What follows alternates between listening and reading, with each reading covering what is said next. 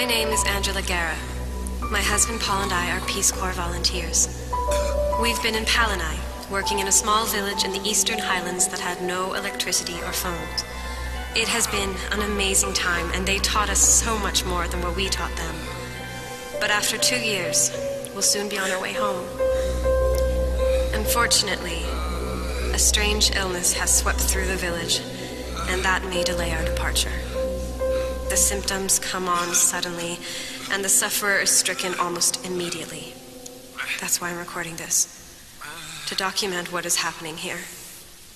My husband has been down with whatever this illness is since last night. He's dizzy, he's feverish. I'm really starting to worry. Paul? Are you all right? Why are you looking at me like that? Stay calm. Stay together. I'm with a group of survivors and we're on foot, heading into the highlands. Paul was so feverish he was out of his head. It's like he didn't even know who it was. He attacked me and tried to bite me. I ran for help, but it was insane. People were screaming and fighting and crying, and this little boy, he couldn't have been more than 10, leaped on me and tried to bite me. I pushed him away, and a grown man, chopped off his head with a machete. Oh my God. What is happening here? Some said that the people who had lost their minds were dead. Dead! Like zombies. What? I went back and tried to find Paul, but he was gone. And I have no idea what happened to him.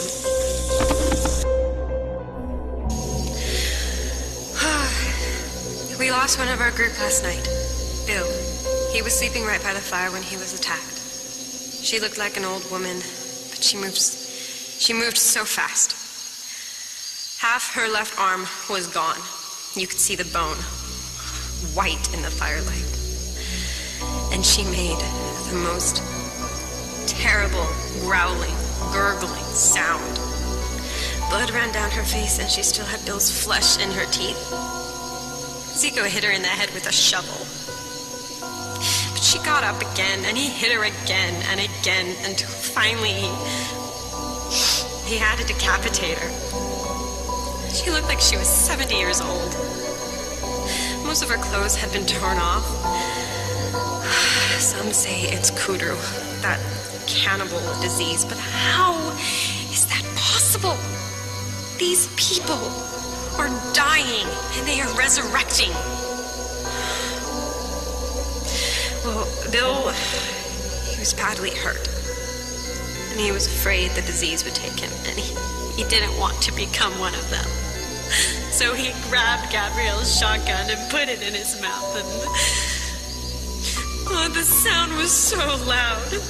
We knew it would attract other infected, so we ran into the dark, into the jungle.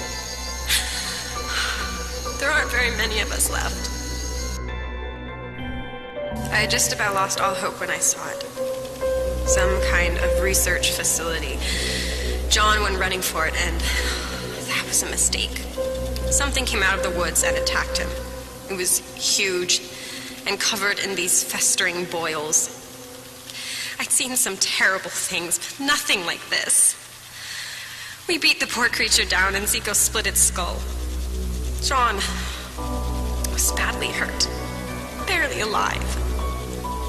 He begged me to put a bullet in his head so he wouldn't resurrect. I couldn't do it. I couldn't. So I handed him the gun, and he... Oh, Jesus. After that, I just lost it. I screamed. I swore. I was so goddamn angry. And that's when a man came out of the facility. He heard me cursing, so he knew I wasn't sick. He was so surprised to see us. His name is Dr. Kessler, and I know I should be grateful that he took us in. But there's something off about him.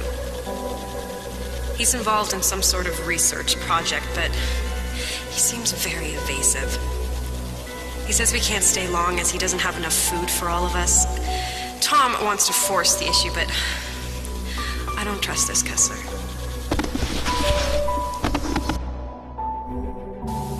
The people of Palanai are so kind. In the village where Paul and I were assigned, they lived such simple lives. They lived in huts and grew their own food. And I taught them how to read English and do simple math. And in the evenings, it would be time for talk story. We would all tell stories. It's a big tradition here. Once I showed them pictures from home, of LA. And they saw two homeless men on Hollywood Boulevard, crude signs propped between their legs. They asked me what they were doing, and I told them they were homeless and they didn't understand. The concept made no sense to them. How could they be homeless? They said if I would bring them here, they would build them huts and plant them gardens, and their generosity was so genuine, it made me cry. Is our society really more civilized than theirs? What do I have to teach them?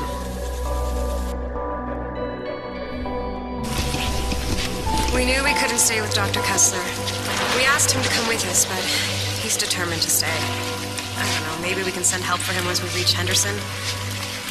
There's a military base there, and if there's anywhere that's still safe, that's probably it. The rain has been steady. Oh, and it's coming down harder, and the river is starting to rise. We're all worried the road will wash out before we can make our way there. Oh, the mosquitoes are eating us alive. Tom seems feverish, and I see how the others are looking at him. He says he hasn't been bitten, but this is clearly a bloodborne disease. Couldn't it be transmitted by mosquito? I mean, why would it be any different from malaria or West Nile virus? And if that's true, we all might have it, and any one of us could turn at any moment. When we woke up this morning, Tom was dead. He hung himself. It was so horrible. But the rain was coming down so hard and waters were rising, so we didn't have time to cut him down or bury him. I didn't think we'd make it here. Mud was roaring down the hills like black lava. I never knew a mudslide made so much noise. There were boulders bigger than cars, and the trees were cracking and snapping. It was terrifying, and with the pounding rain, we had to shout to even hear each other. We barely made it to the ferry, and the undead were everywhere. Military planes are flying overhead, but where are the soldiers? Where are the authorities? Maybe we'll find some answers in Henderson. The people here in Henderson are terrified. They know as much as we do. Clearly, there's no stopping this. The military instituted martial law, and part of the city has been quarantined, but it doesn't seem to be helping. The infection just keeps spreading. The dead wash ashore and rise up and attack like wounded animals. The soldiers try to put them down, but there are so many. They have no idea what's happening either. They're getting conflicting orders. No one seems to know who's in charge. It's crazy. People are getting desperate, and I'm really afraid. Most of the soldiers are so young. They're as terrified as everyone else. I'm here with a group of survivors hiding out here in an abandoned store, hoping that the army will send in reinforcements and finally get the upper hand. Some say that Henderson is lost, and that soon the few survivors left will be at each other's throats over the last food and water. But I don't know about that. There's a deep sense of community here, and not everyone has given up.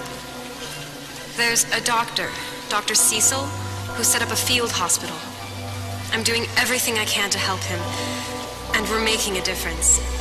That's why I joined the Peace Corps, to help people. So that's what I'm doing.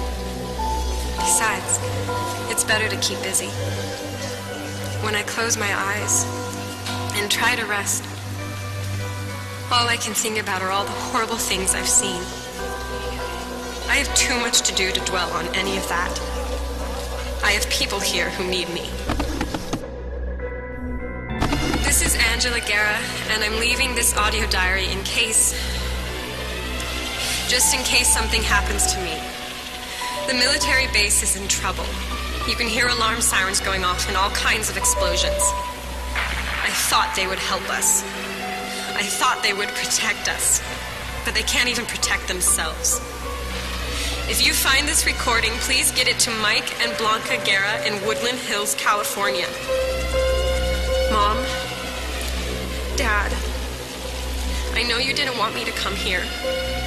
I know you didn't understand why I wanted to leave LA and join the Peace Corps. I'm sorry I disappointed you. I wanted to see the world, have an adventure, make a difference. I'm so sorry.